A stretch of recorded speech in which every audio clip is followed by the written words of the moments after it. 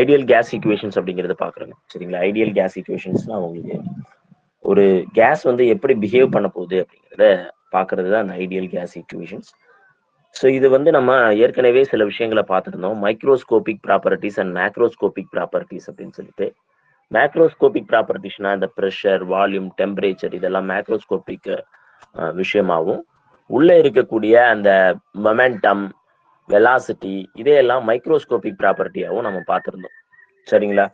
அது மாதிரி இப்ப வந்து நம்ம என்ன பண்ண போறோம்னா, இந்த மேக்ரோஸ்கோபிக் ப்ராப்பர்ட்டிக்குள்ள என்ன மாதிரியான ரிலேஷன்ஸ் இருக்கு அப்படின்னு நம்ம பார்க்கறது தான் இந்த ஐடியல் கேஸ் ஈக்குவேஷன்ஸ் அப்படிங்கிறது. சரிங்களா? ஸோ இப்போ இதுல வந்து நம்ம என்ன பண்ண போறோம்னா, இந்த ஐடியல் கேஸ் ஈக்குவேஷன்ஸ் என்ன கொடுக்க போகுது நமக்கு அப்படின்னு பார்த்தீங்கன்னா, ப்ரெஷர், வால்யூம், டெம்பரேச்சர் இது மூணுக்குமான ரிலேஷனை நமக்கு கொடுக்க போகுது. சரிங்களா? அப்ப என்ன அப்படின்னு பார்த்தீங்கன்னா, ப்ரெஷரும் வால்யூமும் டைரக்ட்லி ப்ரொபோர்ஷனல் டு டெம்பரேச்சரா இருக்கும் அப்படின்னு சொல்றாங்க. சரிங்களா? Pressure and volume directly proportional to temperature அப்படின்னு சொல்றாங்க. ஆக்சுவலி இந்த டைரக்ட்லி ப்ரொபோர்ஷனல்ல தூக்கிறதுக்காக நம்ம என்ன பண்றோம்னா, பிவி ஈக்குவல் டு ஆர்டி அப்படின்னு ஒரு விஷயத்த நம்ம யூஸ் பண்றோம். சரிங்களா? இந்த பிங்கிறது உங்களுக்கு தெரியும் ப்ரெஷர், இது விங்கிறது வால்யூம், ஆருங்கிறது கேஸ் கான்ஸ்டன்ட், டிங்கிறது டெம்பரேச்சர் உங்களுக்கு தெரியும். சரிங்களா? ஸோ அப்போ இதுல இருந்து நமக்கு என்ன ஈக்குவேஷன்ஸ் எழுதலாம்னா, PV divided by T equal to R அப்படின்னு எழுதலாம். சரிங்களா? ஸோ இதுதான் ரொம்ப முக்கியமான ஈக்குவேஷன்ஸ். ஸோ இது என்ன கொடுக்குது அப்படின்னு பார்த்தீங்கன்னா, இந்த ஆருங்கிறது கேஸ் கான்ஸ்டன்ட் இல்லைன்னா யூனிவர்சல் கேஸ் கான்ஸ்டன்ட் சொல்லலாம். எப்படி சொன்னாலும் தப்பு இல்லை, யூனிவர்சல் கேஸ் கான்ஸ்டன்ட் அப்படின்னு சொல்றோம். ஸோ இந்த கான்ஸ்டன்ட் அதாவது இந்த ப்ரெஷர், வால்யூம், டெம்பரேச்சர் இது மூணுமே வந்து எப்படி இருக்கும் அப்படின்னு பார்த்தீங்கன்னா, இந்த கேஸ் கான்ஸ்டன்ட்டுக்கு தகுந்த மாதிரி அட்ஜஸ்ட் பண்ணிக்கும். இப்போ ப்ரெஷர் இன்க்ரீஸ் ஆச்சுன்னா வால்யூம் டிக்ரீஸ் ஆகும். உங்களுக்கு தெரிஞ்சதுதான், ஒரு பொருளை அழுத்தினோம்னா அதனுடைய சைஸ் குறையும், அது வால்யூம் குறையுது. புரியுதுங்களா? அப்போ அழுத்துறோம்னா ப்ரெஷர் அதிகப்படுத்துறோம். ப்ரெஷர் அதிகப்படுத்தும் போது அந்த பொருளினுடைய சைஸ் குறைஞ்சதுன்னா வால்யூம் குறையுது, ப்ரெஷர் அதிகரிக்குது. டிவைடட் பை அதனுடைய டெம்பரேச்சர் அதுக்கு தகுந்த மாதிரி மாறும். காரணம் இருக்கு. சரிங்களா? ஸோ இந்த மாதிரியான விஷயங்கள் நடக்கும். ஸோ அப்போ என்ன பண்றது? அப்போ இந்த ஈக்குவேஷன்ஸ் எதை பத்தி சொல்லுது அப்படின்னு பார்த்தீங்கன்னா, இப்படிதான் நம்ம எழுதணும். இந்த ஈக்குவேஷன்ஸை நம்ம டிஃபைன் பண்றதுக்கு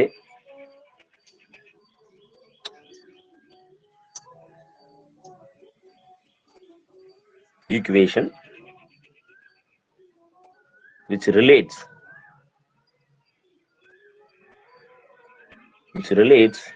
pressure P, volume V and temperature T.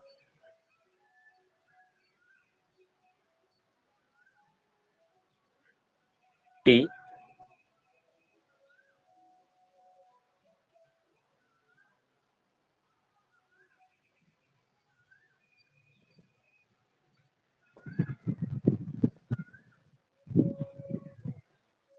is called equations of state or ideal gas equations.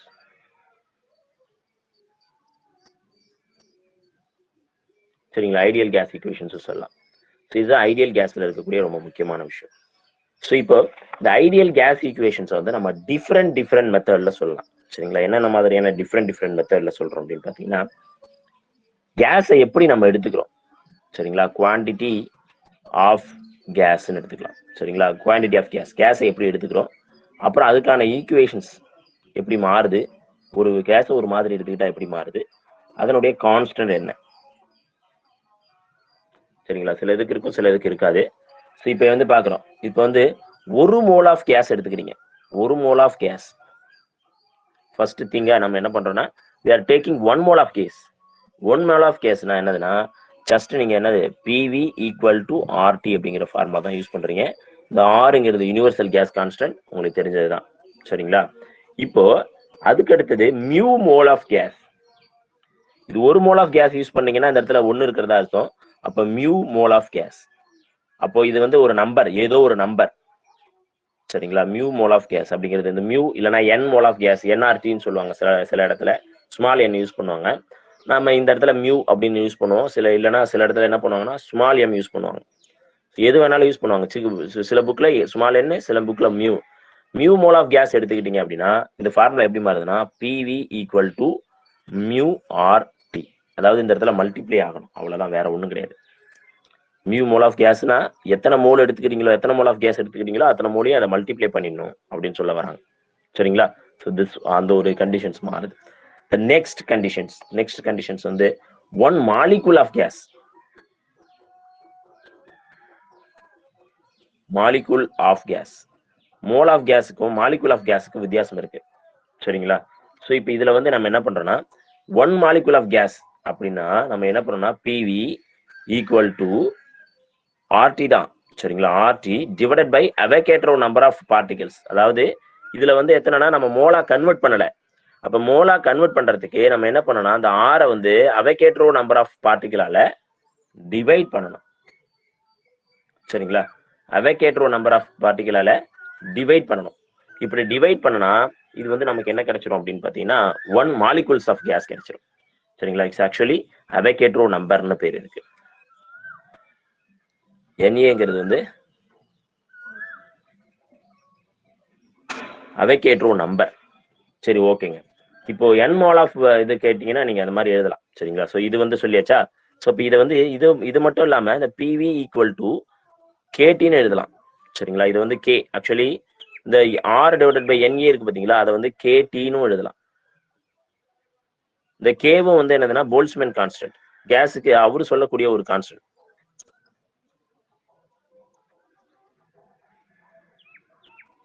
சரிங்களா? கேங்கிறது வந்து Boltzmann constant. So PV equal to RT. இந்த விஷயங்கள் தான் திருப்பி வந்துகிட்டே இருக்கு. அப்ப n மாலிகூல்ஸ் எடுத்துக்கிறீங்க அப்படின்னா molecules of gas, n molecules of gas எடுத்துக்கிறீங்கன்னா இந்த ஃபார்முலா என்ன ஆகும்? பிவி ஈக்குவல் டு இந்த இது என்ன ஆகுங்க? PV equal to K T அப்படியே தான் இருக்கும். இங்க n mole, one molecule of கேஸுக்கு 1 கேடின்னு எழுதுனீங்க. இங்க பக்கத்துல ஒன்னு இருக்கிறதா அர்த்தம். இந்த இடத்துல பிவி ஈக்குவல் டு 1 கேடின்னு எழுதுனீங்க. இங்க n மாலிகூல்ஸ் ஆஃப் கேஸுக்கு நீங்க என்ன பண்ணும்? கேபிட்டல் N போடுங்க, அவ்வளவுதான் முடிஞ்சு. PV equal to capital NKT. So இது வந்து ஃபார்முலாங்க. சரிங்களா? ஓகே, இது பிவி ஈக்குவல் டு NKT அப்படின்னு நம்ம சொல்றோம். இது வந்து இதுல இப்போ 1 கிராம் எடுத்துக்கிறோம். 1 மோல் எடுத்துட்டு 2 ஈக்குவேஷன்ஸ் எழுதணும். 1 மாலிகூல்ஸ் எடுத்துட்டு 2 ஈக்குவேஷன்ஸ் எழுதணும். கொஞ்சம் அப்படியே கொஞ்சம் கொஞ்சமா, ஏன்னா ஒரு சின்ன வார்த்தைகள்ல நம்ம வந்து என்ன ஆயிடும் அப்படின்னு பாத்தீங்கன்னா ஒரு மார்க் போயிடும். அந்த ஒரு மார்க் வந்து என்ன பண்ணோம்னா நம்மள வந்து ஒரு 50 பேருக்கு 60 பேருக்கு பின்னால கொண்டு போய் சேர்த்துரும். ஸோ அந்த மாதிரியான இடங்களுக்கு நம்ம இடம் கொடுக்க கூடாது. அந்த மாதிரி ஒரு விஷயத்துக்கு இடம் கொடுக்க கூடாது. அப்படிங்கிறதுனாலதான் நான் இந்த மாதிரி தெளிவா சொல்றது. இது ஜஸ்ட் லைக் தட் ஒரு கேஸ் ஈக்குவேஷன்ஸ்ங்கிறது பிவிசி கோல்டு என்ஆர்டிட்டாங்க அப்படின்னு நான் சொல்லிட்டு போயிட்டே இருப்பேன். பட் அதனால எந்த யூஸும் இல்லை, உங்களுக்கு யூஸும் இல்லைன்னா ரொம்ப கஷ்டம். ஸோ அதனாலதான் நான் வந்து என்ன வேணா இந்த மாதிரி சொல்றேன். Okay, good. ஸோ அதுக்கு அடுத்து வந்து என்னதுன்னா 1 கிராம் ஆஃப் கேஸ் எடுத்துக்கிறீங்க. 1 கிராம் ஆஃப் கேஸ் எடுத்துக்கிறீங்க அப்படின்னா PV equal to R divided by M, capital M into T. இங்க வந்து என்னன்னா கேபிட்டல் எம் யூஸ் பண்றோம். சரிங்களா? இந்த கேபிட்டல் எம் எதை சொல்லுது அப்படின்னு பாத்தீங்கன்னா மாஸ் ஆஃப் த பார்ட்டிகல்ஸ். அந்த பார்ட்டிகளுடைய அந்த கேஸினுடைய 1 கிராமுடைய இது இருக்கு பாத்தீங்களா, 1 கிராம் ஆஃப் கேஸினுடைய மாஸ் சொல்லக்கூடியது. சரிங்களா? 1 gram of கேஸினுடைய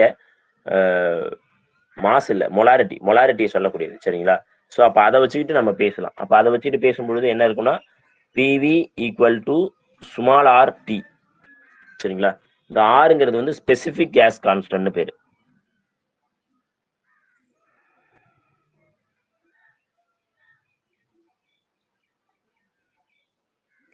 specific gas constant PV equal to small RT அப்படிங்கிறது வந்து ஸ்மால் ஆருங்கிறது வந்து ஸ்பெசிபிக் கேஸ் கான்ஸ்டன்ட் அப்படின்னு நம்ம சொல்றோம். ஓகேங்களா? Okay, good. ஸோ இப்போ எம் கிராம் ஆஃப் மாஸ் எடுத்துக்கிறீங்க, small M gram of mass. சரி, கேஸ். அப்ப ஸ்மால் எம் இந்த அளவுக்கு எடுத்துக்கிட்டீங்க. ஒண்ணுனா இந்த இடத்துல ஒன்னு இருக்கிறதா அர்த்தம். சரிங்களா? இந்த இடத்துல எம் இருக்கிறதுனால அந்த இடத்துல எம் போடணும், அவ்வளவுதான் விஷயம். PV is equal to M RT. சரி, டெம்பரேச்சர் கேபிட்டல் டில தான் போடணும். ஸோ இப்படி நம்ம என்னதுன்னா இந்த ஈக்குவேஷன்ஸை மாற்றி எழுதலாம், தவறு இல்லை. ஸோ அப்படி எழுதும் பொழுது நமக்கு என்ன கிடைக்குது அப்படின்னா ஐடியல் கேஸ் ஈக்குவேஷன்ஸை பற்றின ஒரு நாலேஜ் நமக்கு கிடைச்சிடுது. சரிங்களா? ஸோ இதுதான் விஷயம். ஸோ தென் நம்ம என்ன பண்ண போறோம்னா நெக்ஸ்ட் திங் போகிறோம். Universal gas constant R Boltzmann கார்ட்ஸ் கான்ஸ்டன்ட் கே, அதுக்கப்புறம் ஸ்பெசிபிக் கேஸ் கான்ஸ்டன்ட். நம்ம 3 விஷயம் பார்த்தோம், R, K and small R. சரிங்களா? இந்த 3 விஷயத்தை பத்தியும் நம்ம டீட்டெயிலா படிக்க போறோம் next universal gas constant. Sorry, இந்த ஐடியல் கேஸ் ஈக்குவேஷன்ஸ்ல ஃபர்ஸ்ட் எடுத்த உடனே யூனிவர்சல் கேஸ் கான்ஸ்டன்ட் படிக்கும்.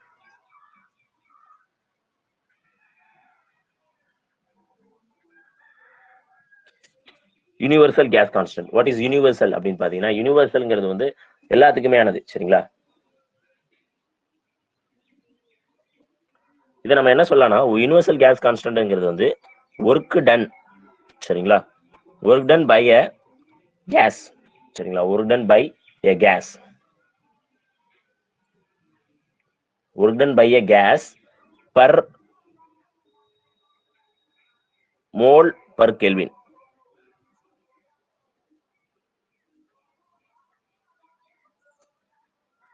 புரியுதுங்களா? பர் மோல் பர் கெல்வின் அப்படின்னு அர்த்தம். அப்ப அதாவது என்னதுன்னா ஒரு கெல்வின் வெப்பநிலையில 1 மோல் ஆஃப் கேஸ் மேல எவ்வளவு வேலை நடந்திருக்கு. சரிங்களா? ஒரு கெல்வின் வெப்பநிலையில 1 மோல் ஆஃப் கேஸ் மேல எவ்வளவு அதாவது ஒர்க் நடந்திருக்கு அப்படின்னு நம்ம சொல்றோம். சரிங்களா? அப்படி சொல்றோம், அதுதான். சரிங்களா? இப்போ இந்த இடத்துல நம்ம இந்த பிவின்னு இருக்கு பாத்தீங்களா, இதை வந்து ஆக்சுவலி ஒர்க் டன் அப்படின்னு நம்ம எடுத்துக்கலாம். சரிங்களா? Work ton.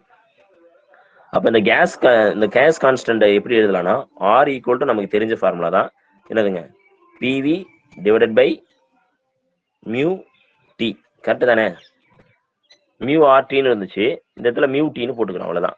ஸோ இப்போ கேஸ் கான்ஸ்டன்ட் அந்த பழைய ஃபார்முலால இருந்து இந்த ஃபார்முலால இருந்து இங்க இருக்கு பாத்தீங்களா, பிவி ஈக்குவல் டு மியூ ஆர்டில ஆரை மட்டும் இங்க வச்சுட்டு மியூ டியை கீழே கொண்டு போயிட்டேன், அவ்வளவுதான், வேற எதுவும் இல்லை. ஸோ அப்போ இங்க வந்து R equal to PV divide by mu T அப்படின்னு நம்ம சொல்றோம். உங்களுக்கு இது தெரிஞ்சதுதான், pressure volume divided by temperature into mu into temperature சொல்லலாம் தானேங்க. உடன் by gas per mole per kelvin equal to R equal to PV divide by mu T pressure into volume divide by mu into temperature அப்படின்னு எழுதலாம். கண்டிப்பா டெஃபினட்டா எழுதலாம்.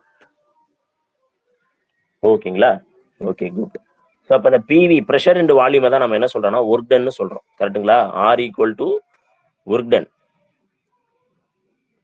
Per mu into temperature. PV இருக்கு பாத்தீங்களா, ப்ரெஷர் இன்டு வால்யூமை தான் நம்ம என்னது ஒர்க் டன்னு சொல்றோம். சரிங்களா? ஸோ இது விஷயங்க.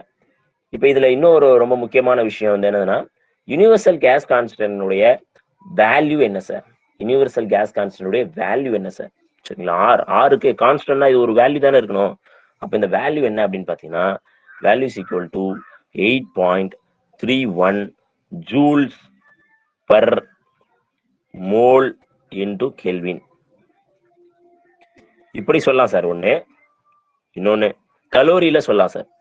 கலோரியில சொல்லலாம்னா 1.98 calorie by mole into kelvin. ஒண்ணு இல்ல, ஒரு ஜூல ஒரு கலோரியா மாத்துறதுக்கு என்னவோ அதை இதோட மல்டிப்ளை பண்ணீங்கன்னா வேல்யூ கிடைச்சிடும் உங்களுக்கு. சரிங்களா? அதுக்கு அடுத்தது நியர்லி இதை வந்து நம்ம 1.98 2னே போட்டுக்கலாம், ஒன்றும் தப்பு இல்லை. 2 calorie divided by mole per kelvin. Mole kelvin.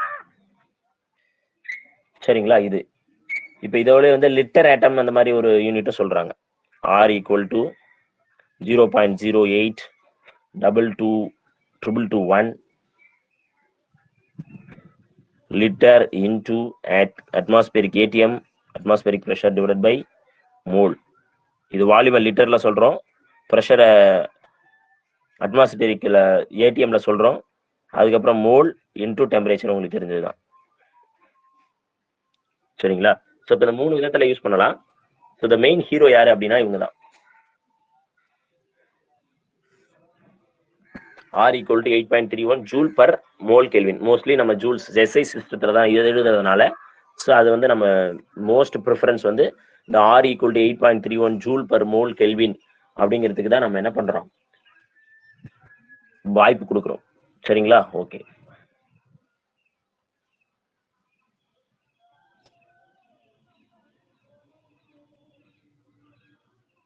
சரிங்களா? நெக்ஸ்ட் நம்ம என்ன பண்ண போறோம்னா we are going to find the dimension.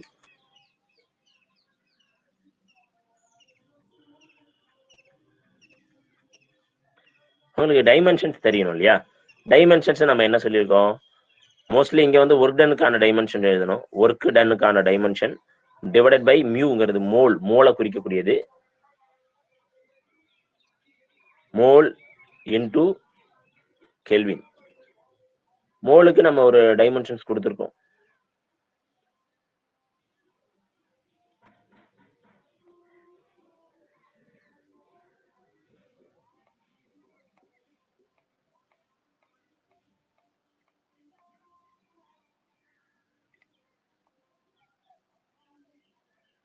ஒரு டனுக்கு என்னங்க டைமென்ஷன்ஸ் தெரியுங்களா உங்களுக்கு? ஒரு டன் ப்ரெஷர் அண்ட் வால்யூம் அப்படின்னு நம்ம சொல்றோம். அது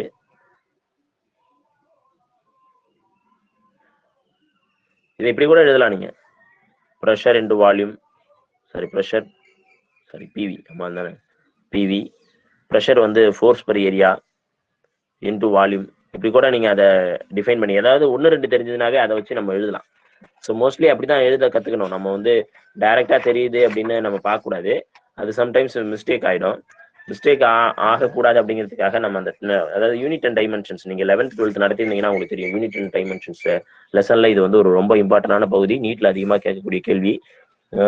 அதுல பாத்தீங்கன்னா இப்ப நமக்கு என்ன தெரியுதுன்னா, ஒர்க் டன்னுங்கிறதுக்கான ஃபர்ஸ்ட் டைமென்ஷன்ஸ் கண்டுபிடிக்கணும்.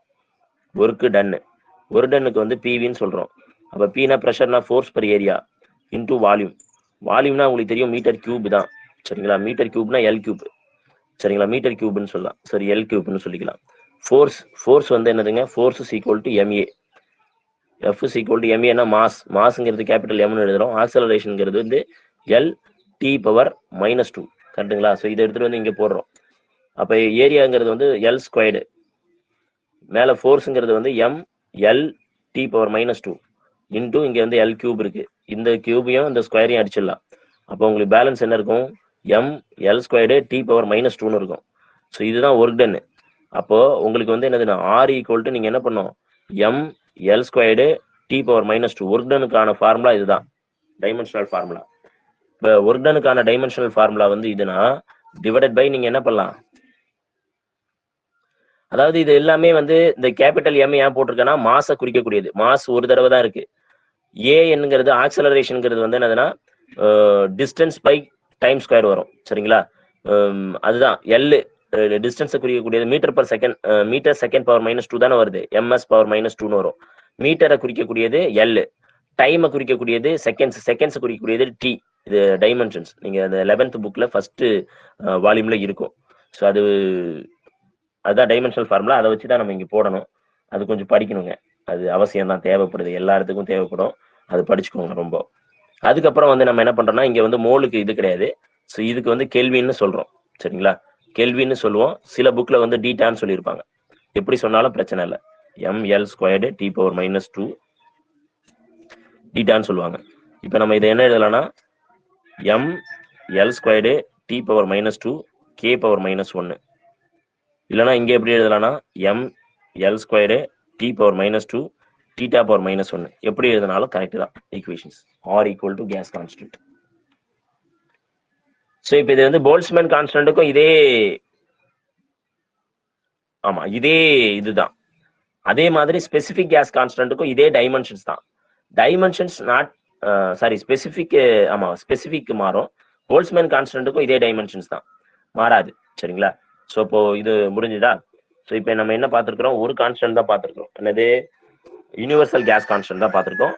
இப்போ அதுக்கு அடுத்து நம்ம என்ன பண்ணோம்னா யூனிவர்சல் கேஸ் கான்ஸ்டன்ட்ல இருந்து இதை பார்க்கணும், போல்ட்ஸ்மேன் கான்ஸ்டன்ட்.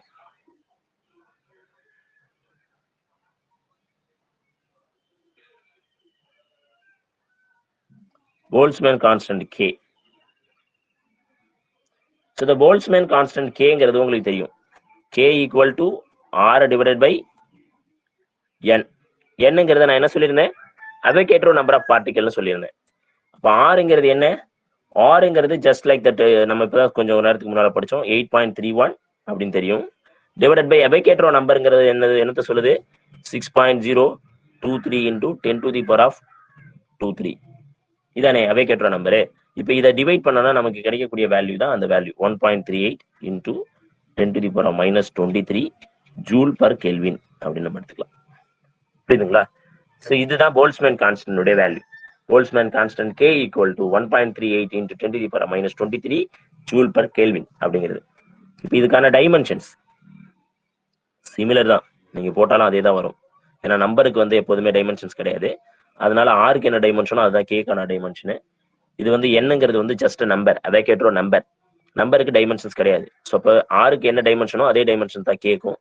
அதுல எழுதி நம்ம டைரக்டா எழுதலாம் ml² T⁻⁻2 into θ⁻⁻1 ஆர் நம்ம அந்த K⁻⁻1 எது வேணாலும் எழுதலாம், ஒன்றும் தப்பு இல்லை. சரிங்களா?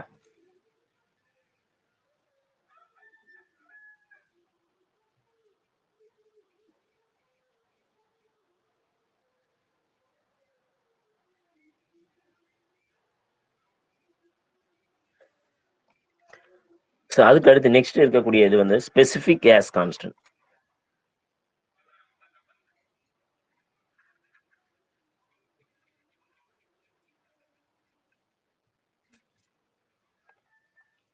ஸ்பெசிஃபிக் கேஸ் கான்ஸ்டன்ட்ங்கிறது வந்து ஸ்மால் ஆர்.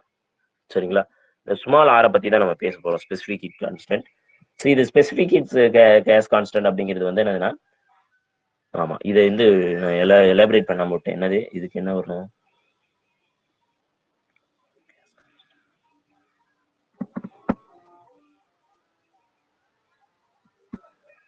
சரி ஓகே, அது ஆமா அது சாதாரணம் தான். இது வந்து என்னது?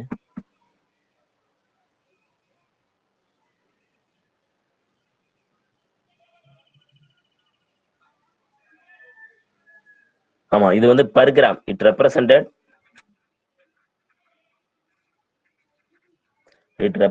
By per gram gas constant. per gram gas constant. அப்ப per gram gas constant நம்ம இந்த ஸ்மால் ஆரை என்ன சொல்றோம்னா கேபிட்டல் ஆர் டிவைடட் பை எம்னு எழுதுறோம். புரியுதுங்களா? கேபிட்டல் ஆருக்கு உங்களுக்கு தெரியும், கேபிட்டல் ஆர் என்ன சொல்லுது அப்படின்னு பாத்தீங்கன்னா இட் இஸ் ஜஸ்ட் ஒரு ஜூல் அப்படிங்கிறது. அதாவது ஆமா நம்ம இது சொல்லலாம், டைமென்ஷன்ஸ் ஃபர்ஸ்ட் எழுதிடுவோம், அப்பதான் உங்களுக்கு புரிய வரும். இப்ப இதுக்கான டைமென்ஷன்ஸ் m(l)(2) T⁻⁻2 θ⁻⁻1 படிச்சோம். பர் கிராம் என்ன அர்த்தம்னா ஆர் பர் அதாவது மாஸ். சரிங்களா? அப்ப இதுக்கும் என்னது கேபிட்டல் எம் தான் போடணும். கிராம்னால அதுக்கும் டைமென்ஷன்ஸ் எம் தான். அப்ப இதையும் அடிச்சிடலாம். அடிச்சுட்டா உங்களுக்கு பேலன்ஸ் என்ன இருக்குன்னா L² T⁻⁻2 θ⁻⁻1 இதுதான் இருக்கும். ஸோ அப்போ இந்த ஆறுக்கான dimensions small R specific gas கான்ஸ்டன்ட்டுக்கான டைமென்ஷன்ஸ் இதுதான் L² T⁻⁻2 θ⁻⁻1 வரும்.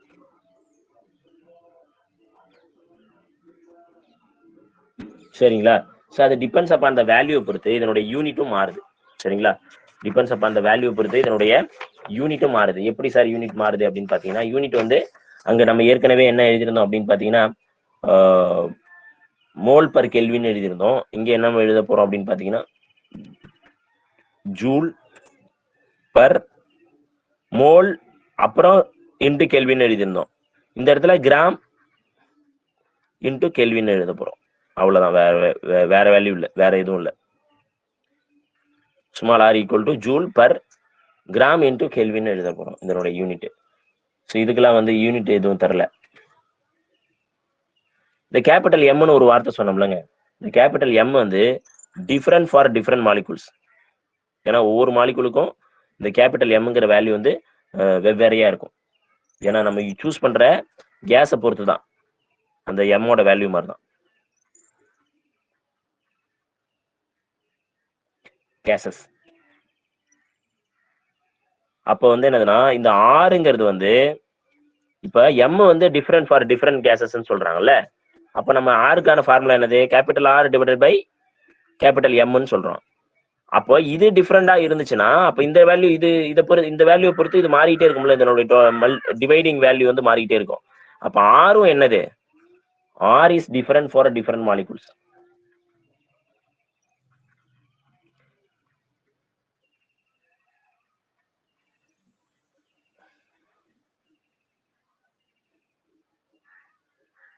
different for different cases.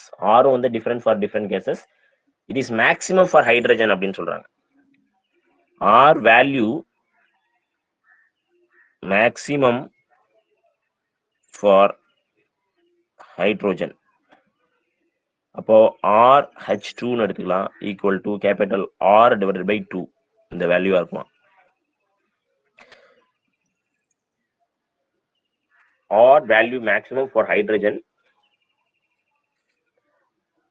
R by 2 எழுதலாம். இதுதான் ஐடியல் கேஸ் ஈக்குவேஷன்.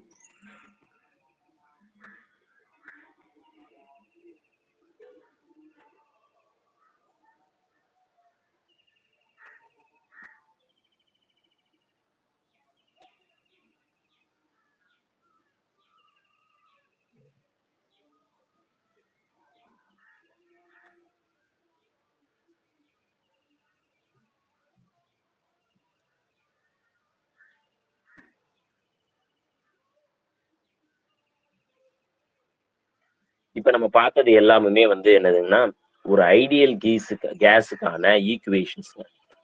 சரிங்களா? சார் ஒரு ஐடியல் கேஸ் எப்படிலாம் பிஹேவ் பண்ணுது சார் அப்படிங்கிறத நம்ம பார்த்தாச்சு.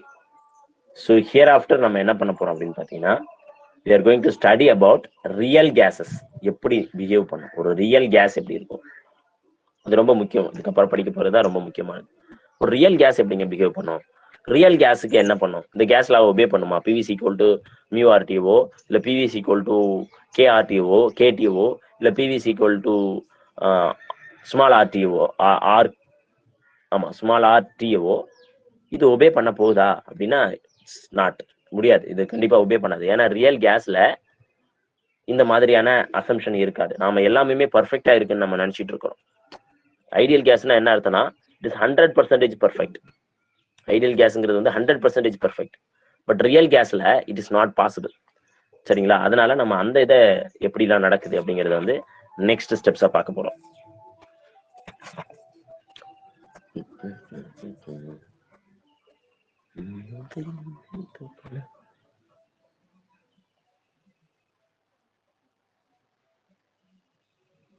ரியல் கேஸ் சரிங்களா? இது வந்து நேச்சுரலா கிடைக்கிறது. இட்ஸ் ஆக்சுவலி ஆமா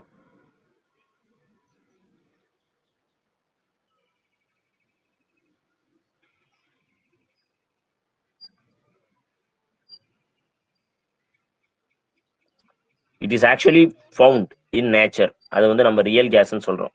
சரிங்களா? ரெண்டாவது வந்து it does not obey gas law. Ideal gas லான்னு சொல்லலாம். கேஸ் லாவே ஒபே பண்ணாது. Not obey the gas law. அது ரொம்ப முக்கியம்.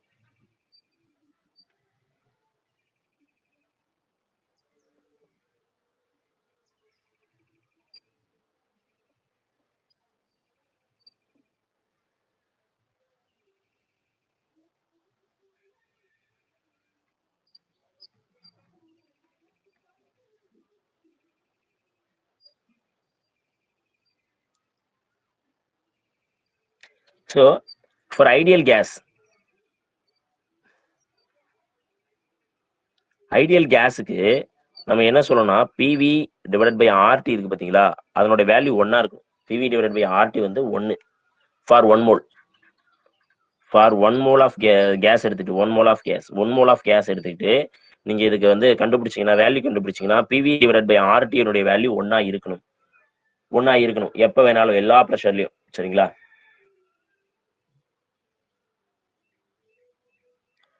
ஃபங்க்ஷன் ஆஃப் ப்ரெஷர் வரையும் பொழுது எல்லா கேஸுக்கும் 1 மோல் ஆஃப் கேஸ் வந்து கண்டிப்பா என்னவா இருக்கணும்? பிவி டிவைடட் பை ஆர்டிஐ இருக்கணும். புரியுதுங்களா? இப்போ ஃபார் எக்ஸாம்பிள் நம்ம ஒரு கிராஃப் போடுவோம். அந்த கிராஃப் போட்டா இன்னும் நல்லா புரியும் நமக்கு. ஸோ இதுல வந்து என்னதுன்னா 0 200 ப்ரெஷர் கொடுக்குறோம், ஏடிஎம் ப்ரெஷர் கொடுக்குறோம், 400 ஏடிஎம் ப்ரெஷர் கொடுக்குறோம், 600 ஏடிஎம் ப்ரெஷர் கொடுக்குறோம், 800 ஏடிஎம் ப்ரெஷர் கொடுக்குறோம். புரியுதுங்களா? இந்த மாதிரி கொடுத்துட்டே போறோம். ஸோ இந்த இடத்துல பிவி டிவைடட் பை ஆர்டின்னு எடுத்துக்கலாம். PV divided by RT. So இப்போ பாருங்களேன், இது PV divided by RT equal to 1 for ideal கேஸுக்கு இப்படி இருக்கணும். அதாவது இது மாறவே கூடாதான். இந்த value PV divided by RT value தான் இங்க எடுத்துக்கிறோம். பிவி டிவைடட் பை ஆர்டி எவ்வளவு வேல்யூ வருமோ அது இப்படி இங்க எடுத்துக்கிறோம். இங்க எடுத்துக்கிறோம்னா 0.5 எடுத்துக்கலாம், இங்க 1 எடுத்துக்கலாம், இதை 1.5 எடுத்துக்கலாம், இதை 2 எடுத்துக்கலாம். சரிங்களா? ஸோ இப்போ இதனுடைய வேல்யூ வந்து என்னதுன்னா கான்ஸ்டண்டா இருக்கணும், இந்த மாதிரி மாறவே கூடாது அப்படின்னு சொல்றாங்க. இது வந்து ஐடியல் கேஸுக்கு. சரிங்களா? ரியல் கேஸ்னா ஒன்றும் கிடையாது. இந்த H2 N2 CO2 இந்த மாதிரி இருக்கிறது தான் நம்ம ரியல் கேஸ்ன்னு சொல்றோம், வேற ஒன்றும் இல்லை. இப்போ இதுல பாத்தீங்கன்னா இந்த H2க்கு எப்படி போகுது இந்த ரியல் கேஸ் ஈக்குவேஷன்ஸ் அப்படின்னு பாத்தீங்கன்னா அந்த கிராஃப் வந்து இப்படி போகுது. இதே வந்து CO2க்கு வந்து எப்படின்னா CO2க்கு எப்படி போகுது, N2க்கு வேற இதுல வரையலாம்.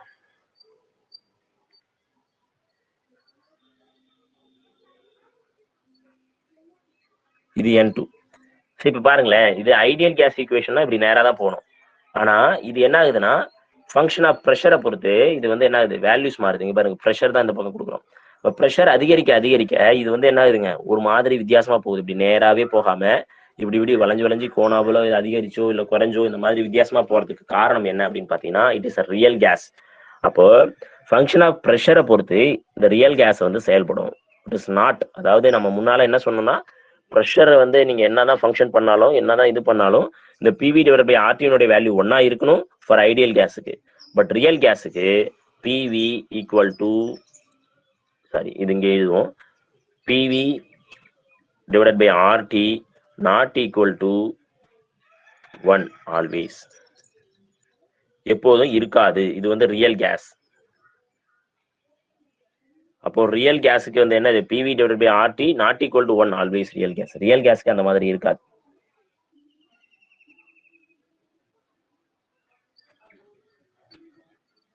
சரிங்களா? இதுக்கு பேரு கம்ப்ரஸபிலிட்டி ஃபேக்டர்னு பேரு. சரிங்களா? கேள்வி கேட்கலாம், கண்டிப்பா கேட்கலாம் கேள்வி. என்ன கேள்வினா compressibility factor.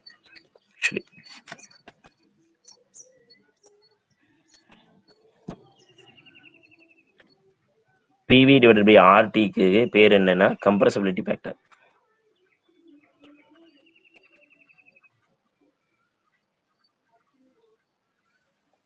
Compressibility factors.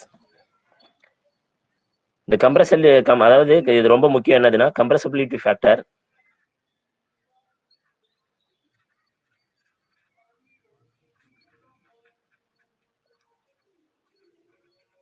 should be 1.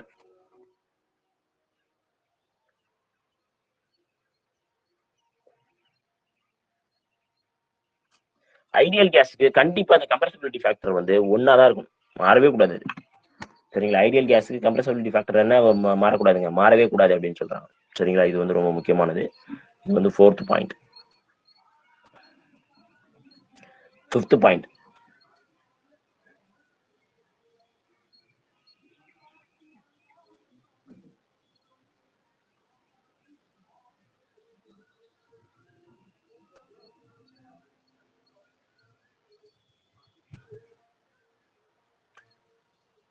இப்போ 5th பாயிண்ட் என்ன பார்க்க போறோம் அப்படின்னு பாத்தீங்கன்னா, ஒரு டெம்பரேச்சரை பொறுத்து எப்படி சார் மாறுது, டெம்பரேச்சரை பொறுத்து ஒரு ஒரே ஒரு கேஸினுடைய வேல்யூ வந்து எப்படி டெம்பரேச்சரை பொறுத்து மாறும். சரிங்களா? ஏதோ ஒரு கேஸ் எடுத்துக்கிறோம் அப்படின்னு வச்சுக்கோங்களேன், அதனுடைய ஃபங்க்ஷன்ஸ் வந்து டெம்பரேச்சரை பொறுத்து எப்படி மாறுது அப்படின்னு பார்க்கலாம். சரிங்களா? ஸோ இதே மாதிரியான கிராஃப்ல வச்சு தான் நம்ம அதை ரெப்ரசென்ட் பண்ண முடியும். இங்க வந்து நம்ம என்ன பண்றோம் அப்படின்னா PV divided by RT தான் எடுத்துக்கிறோம். 0.5 1 1.5 இப்படி எடுத்துக்கிறோம். ஸோ இங்க வந்து 200 400 500 1200 ATM. ஸோ இப்போ இதுல வந்து ஐடியல் கேஸுக்கு இப்படி தான் இருக்கும், இது மாறாதே மாறாது. அதான் கம்ப்ரஸபிலிட்டி ஃபேக்டர் வந்து ஆல்வேஸ் ஈக்குவல் டு 1. ஸோ இது வந்து நீங்க பாத்தீங்கன்னா சில இது இப்படி இருக்கும். இது வந்து 1000 கெல்வின்ல இருக்குன்னு வச்சுக்கோங்களேன். ஸோ ஒரு 500 கெல்வின்ல நீங்க டெம்பரேச்சர், அதான் டெம்பரேச்சர் மாற்றும் பொழுது இந்த அதே ஒரே கேஷுக்கு இந்த மாதிரியான வேல்யூஸ் மாறிடும், 200 கெல்வின். ஸோ இந்த மாதிரி மாறும். சரிங்களா? இந்த கிராஃப்லாம் கேள்வி கேட்க மாட்டாங்க, but for sake of understanding உங்களுக்கு நான் அதை சொல்றேன். புரியுதுங்களா? அடுத்து வந்து 6வது பாயிண்ட், அது ரொம்ப முக்கியம். வந்து என்னதுன்னா ரியல் கேஸ் வந்து பிஹேவ் as, அதாவது என்னதுன்னா ரியல் கேஸ் கேன் பிஹேவ் எப்போ, பிஹேவ்ஸ் as ஐடியல் கேஸ் எப்போ அப்படின்னு கேட்டீங்கன்னா A real gas can behaves as an ideal gas mostly closely. சரிங்களா? Most closely. அதுவும் கரெக்டா பெர்ஃபெக்ட்டா வந்து பண்ண முடியாது. Most closely. கிட்டத்தட்ட ஐடியல் கேஸ் மாரி எப்ப செயல்பட முடியும் அப்படின்னு பார்த்தீங்கன்னா, at low temperature and high pressure. சரி. High pressure, low temperature.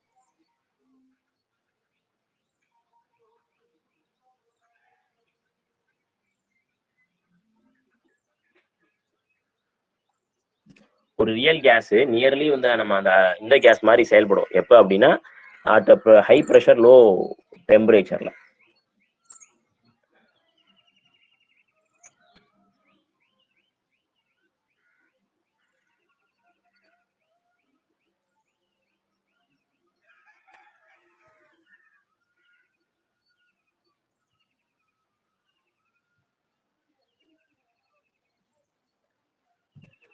புரியுதுங்களா? ஸோ அப்ப என்ன பண்ண முடியும்னா, ஸோ தட் லோ டெம்பரேச்சர் வருது பாத்தீங்களா, ஹை பிரஷர் இருக்கு. அதனால real can real gas can be easily liquefied பண்ணிக்கலாம். Liquefied easy. சரிங்களா?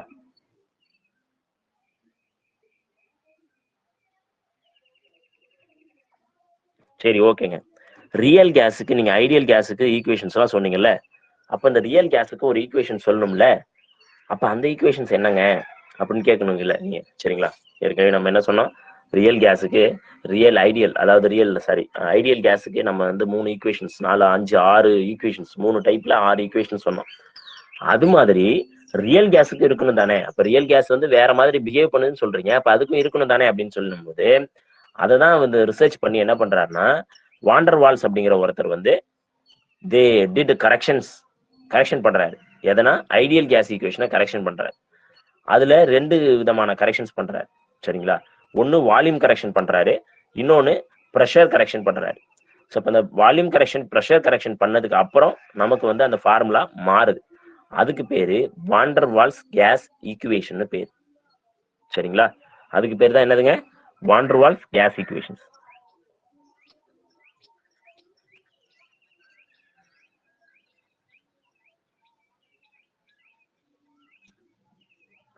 Van der Waals gas equations.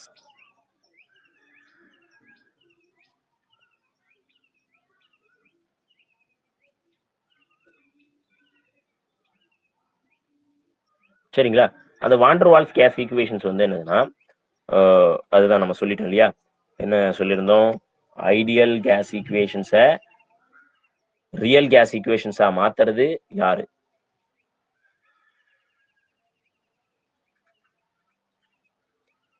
Van der Waals gas equation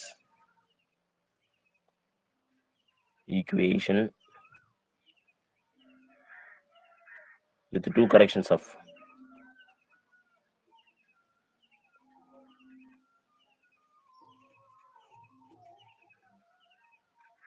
can be used for real gas. Real கேஸ்க்கு நம்ம use பண்றோம். சரிங்களா?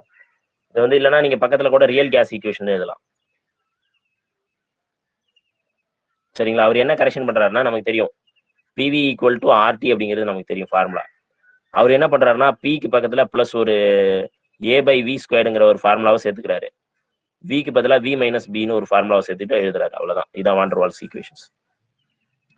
பிக்கு பக்கத்துல A/V ஸ்கொயர். இது வந்து நிறைய டெரிவேஷன்ஸ் எல்லாம் இருக்கு, அதெல்லாம் நமக்கு தேவையே இல்லை. இந்த ஈக்குவேஷன்ஸ் மட்டும் படிச்சா போதும். P பிளஸ் A/V ஸ்கொயர் இந்த V minus B equal to RTன்னு எழுதுறாரு. 2 கரெக்ஷன்ஸ். இது ப்ரெஷர்ல பண்ணப்பட்ட கரெக்ஷன், இது வால்யூம்ல பண்ணப்பட்ட கரெக்ஷன். சரிங்களா? ப்ரெஷர்ல பண்ணப்பட்ட கரெக்ஷன்ஸ் அண்ட் வால்யூம்ல பண்ணப்பட்ட கரெக்ஷன்ஸ்.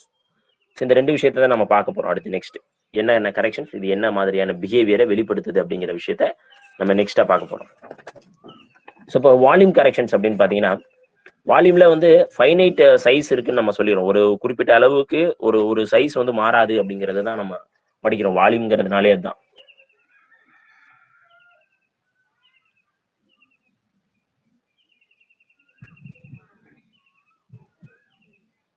ஸோ அப்போ இது வந்து என்ன பண்றாரு அப்படின்னு பாத்தீங்கன்னா, ஏற்கனவே வந்து ஒரு கேஸ் அடைச்சிக்க கூடிய இடத்த மட்டும் நம்ம என்ன பண்ணோம்னா வால்யூம்னு எடுத்துக்கிட்டோங்க. இப்போ நம்ம என்ன பண்ண போறோம் இதுல, அதாவது அது ஃப்ரீ மோஷனை அச்சீவ் பண்ணும் பொழுது அந்த வால்யூமுக்கும் சரிங்களா, என்னது வெறும் கேஸ் மட்டும் இருக்கும் பொழுது நம்ம எடுக்கக்கூடிய வால்யூமுக்கும் அத ஃப்ரீ மோஷன்ல இருக்கும் பொழுது, அதாவது அந்த எப்படி சொல்லலாம் அப்படின்னா,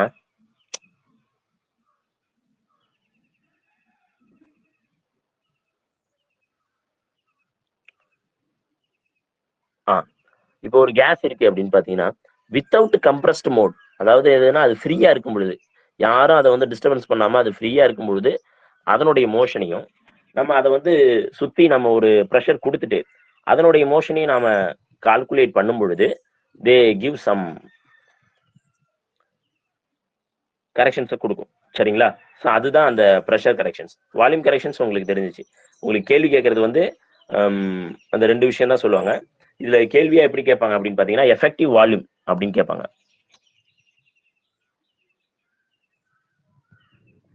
எஃபெக்டிவ் வால்யூம்னா V minus B, effective pressure P plus A by V square. சரிங்களா? இது அதுக்கு அடுத்து இந்த ஃபார் மோலுக்கு எழுதுனீங்கன்னா அந்த ஈக்குவேஷன்ஸ் மாறும். சரிங்களா? ஃபார் மியூ மோலுக்கு மாத்தினீங்க அப்படின்னா அந்த equations P plus A by mu V square into V minus mu B equal to RTன்னு எழுதலாம்.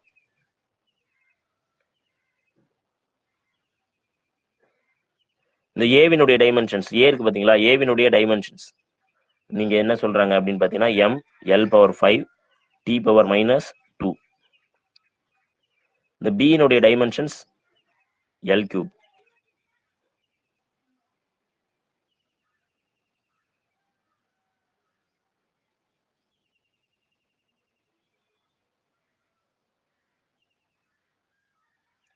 சரிங்களா? இதுதாங்க ஐடியல் கேஸுக்கும் ரியல் கேஸுக்கும் இருக்கக்கூடிய டிஃபரன்சியேஷன்ஸ். சரிங்களா? டிஃபரன்சியேஷன்ஸ் அந்த ஐடியல் கேஸுக்கும் ரியல் கேஸுக்கும் இருக்கக்கூடிய இன்ஃபர்மேஷன்ஸ். சரிங்களா? மோஸ்ட்லி கொடுத்துட்டேன். ஸோ இந்த கிளாஸ்ல ஏதாவது டவுட் இருக்குங்களா?